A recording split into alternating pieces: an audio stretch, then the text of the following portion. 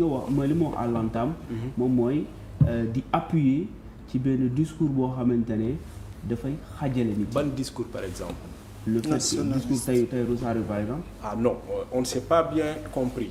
Ouais. Dans le fond am na ay aspects du nationalisme yoo xam ne mordicus je les défends. yan aspect yu bëri par exemple soo génnee du Sénégal mais sa xol day jeex Tahirou Sarr je le comprends on te sépare carrément les citoyens de l'Union européenne des citoyens qui ne sont pas européens soo demee seen aéroport yi da ngay ñëw nga gis un Sénégalais ou un Africain on te dit fil bii ngay jël.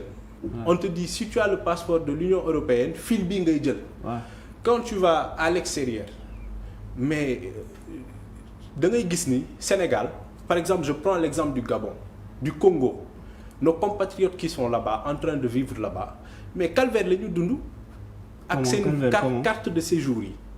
li ñu leen di fayeeku c'est-à-dire da nga koy bëgg fay sax. mais pense que loolu amul Sénégal. non mais gisuñu ko. même su amee. c'est-à-dire gisuñu ko. non mais waxal gisoo ko mais loolu am na Sénégal. non maanaam am na ñoo xaaral wax la am na ñoo xamante ne.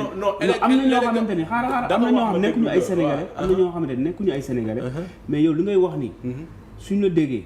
dañuy am même sentiment bi man témoin laa la wax témoin. je suis allé quelque part dans un lieu public boo xamante ne man gis naa ñu traité fa ko koo xamante ne nekkul sénégalais xam naa ne le fait que nekkul sénégalais loolu moo tax ñu traité ko noonu kon bul wax ne dëkk yooyu la am amul Sénégal dëkk yëpp ñooy am gis nga affaire xaaral ma wax la gis nga affaire ay kii dëkkul fii ak yu ma xam loolu même su fekkee sax yàppaay ma xaaral ma ko ne dama lay wax rek déedéet xam nga da nga wax ma déglu la am na loo xam ne c'est vrai am na loo xam ne am na loo xam ne ñun duñ ci d'accord am te moom ñenn ñi dañoo pervertir sa pensée xawma dans quel but et dans quelle visée moi je ne suis pas avec Tahirou Sarr je ne suis pas des nationalistes mais am na ay aspects yu mu développé yoo xam ne am na solo lool le patriotisme économique mais mi ngi ci programme national par exemple les Libanais par exemple je prends l'exemple des Libanais.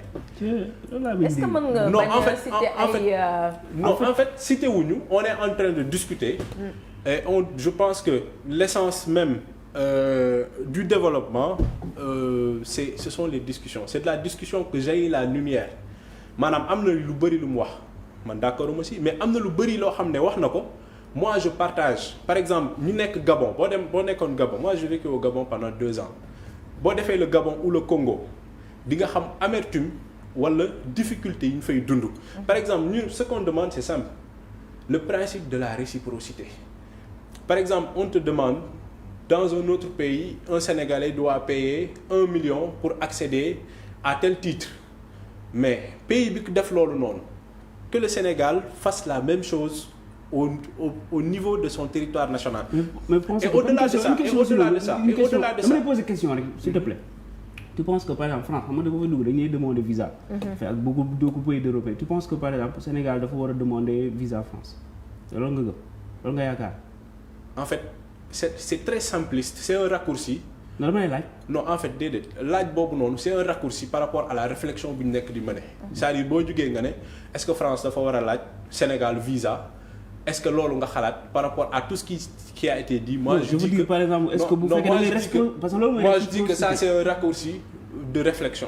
Il faut prendre la question de manière. dama poser question. waa léegi may ma ñëw dama poser question en fait dama poser question moi je te réponds de manière globale. Allez-y. C'est-à-dire li ñu fi wax yëpp on a cité des pays on a cité des situations et tu n'as trouvé qu'un exemple c'est la France.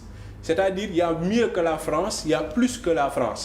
te tey boo xoolee des pays comme l'Espagne dañoo xam force ouvrière wala utilité présence des non-espagnols des étrangers yi nga xam ne ñoo fa ñëw ba faciliter leen ba nekk ci ay procédures teg ay textes pour faciliter leen obtention wala ñu nekk en règle la France est en train de tendre vers ça maanaam xoolal dépôt visa les frais yi ngay déposer parfois on te rejette sans même motif valable ou clair. Ça, je suis d'accord. C'est combien de milliards que les Sénégalais surtout les étudiants sénégalais mettent dans les caisses de l'ambassade de la France. C'est combien de milliards donc loolu noonu il y a combien de Français ici au Sénégal c'est-à-dire y a tellement de problèmes par rapport à ça boo xam ne nguur gi toog tey en tout cas si discours yu bëri yi nga xam ne ñu ngi ko doon wax ñu ngi ko si doon ressentir on peut lire entre les lignes on pouvait lire entre les lignes que suñu ñëwee dina am lu changer et on espère que dina changer sinon bonjour les dégâts parce que dafa jot tamit vraiment sénégalais yi jëriñoo Sénégal.